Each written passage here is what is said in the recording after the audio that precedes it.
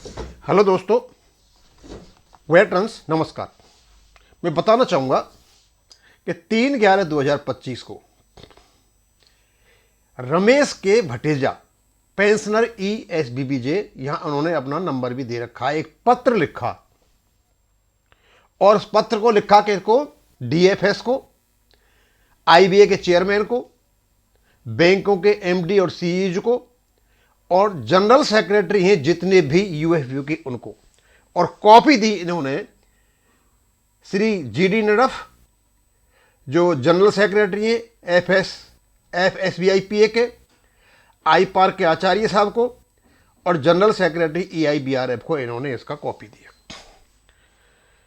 ये इसमें शिकायत करते हैं कि भाई मैं पत्र पे पत्र लिखते जा रहा हूं, मेरे पत्रों का कोई जवाब नहीं आ रहा है। भटेजा साहब, मैं आपको बताना चाहूंगा कि आपने ये जितने भी लोग हैं, यहां तो ठीक है सर, MDs को दिया है आपने बैंकों के, ये एप्रोप्रिएट कॉम्पिटेंट अथॉरिटी है हमारी पेंशन को इंप्लीमेंट करने के लिए। और DFS को आपने जो लेटर लिखा है, ये IBA के पद चिन्हों पर चलता है क्योंकि इनको यहां से सहूलियत मिलती है। और ये जो जनरल सेक्रेटरी हैं UFU के, जो टूल किट गैंग है, ये मेन पेंशन को रोकने का कारक है। और ये तो तीन जो नीचे लिखने हैं, आपने नदब साहब को लिखा, आचार्य साहब को लिखा, जैन साहब को लिखा, ये तो पावरलेस एजेंट्स हैं, ये कुछ नहीं कर सकते। इनको लिखना ना लिखना बराबर है, इनकी आत्माएं मर चुकी हैं। ये भी शायद इकट्ठे होकर कुछ करें तो दिखाई दे। ये लोगों को बेवकूफ बनाने के लिए कुछ दिन पहले उन्होंने भूख हड़ताल की, घर से खाना खा के आगे ये दिखाया हम पता नहीं क्या कर रहे, अब भी ये करते रहते हैं, ये मीटिंग हो रही है, वो हो रही है, कोई फायदा नहीं है। लेकिन इसमें भटेजा साहब ने लिखा क्या, बड़ा लंबा चौड़ा लेटर है, इतना मुश्किल है यहां पर सारा डालना। मैंने खास खास बातों को लिया और उन्होंने क्या कहा। पहले तो उन्होंने कहा, unlawful, wrong and financially harming decisions taken by IBA and UFBU which are out of their purview. मतलब उनके सीमा क्षेत्र में नहीं आते। IBA और UFBU ने ऐसे ऐसे डिसीजन लिए कि लोगों को नुकसान पहुंचाने वाले। आगे कहते हैं, I have already requested all above organizations regarding resolving the long pending legitimate grievances of all retirees to you all individually, but neither I could hear anything nor even received acknowledgement from them। बोला ना तो मेरे से किसी ने बात की और इवन ये भी नहीं बताया कि हाँ आपका पत्र आया है। आप इनकी इसी एटीट्यूड से समझ सकते हो कि ये क्या करते हैं। और आगे जो आपने बात कहा उससे मैं अलग एक वीडियो बनाऊंगा, खास करके मैंने उसी चीज को यहां पहले लेकर के आया। ये कहते हैं, Honorable Minister of Finance has replied in Parliament many times to question by members of Parliament that there is no provision of pension operation 995। वित्त मंत्री ने कहा, संसद के पटल पर, इस देश के जो कानून का मंदिर है, पार्लियामेंट के पटल पर वित्त मंत्री ने क्या कहा। वो कहते हैं कि कोई भी पेंशन अपडेशन का कोई प्रोविजन नहीं है। कहां? आपके रेगुलेशन 1995 में। ये बात मेल खाती है IBA के एफिडेविट से जो इन्होंने 24/8/2022 को माननीय सुप्रीम कोर्ट में दिया था।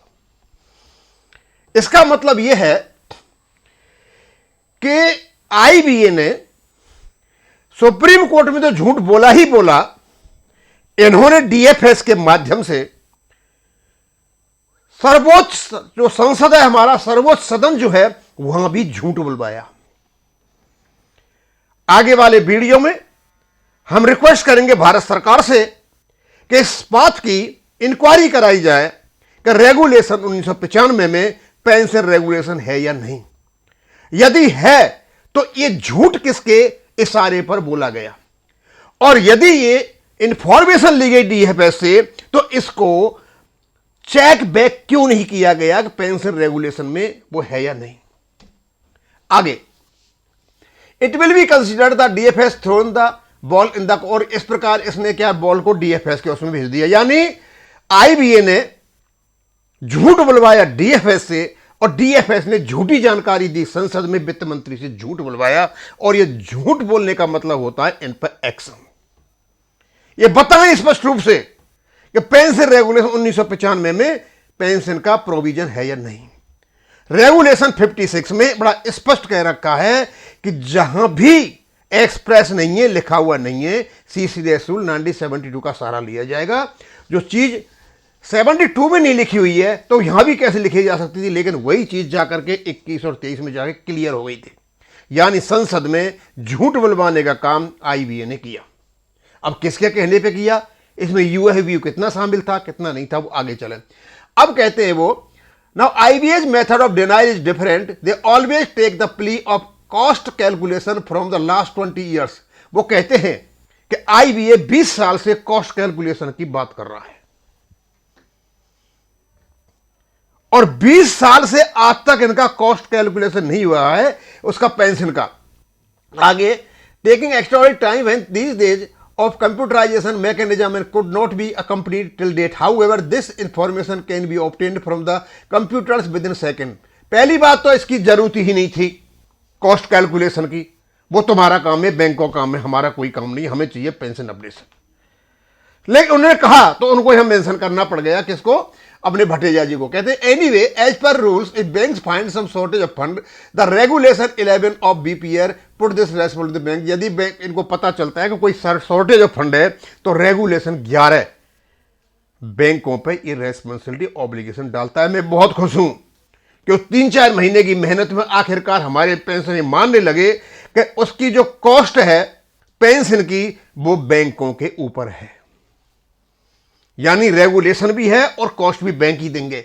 आगे कहते हैं pension trust for complete solution to maintain sufficient fund in pension trust account the bank are required to get the pension trust fund account audited every year and make provision of extra fund I needed.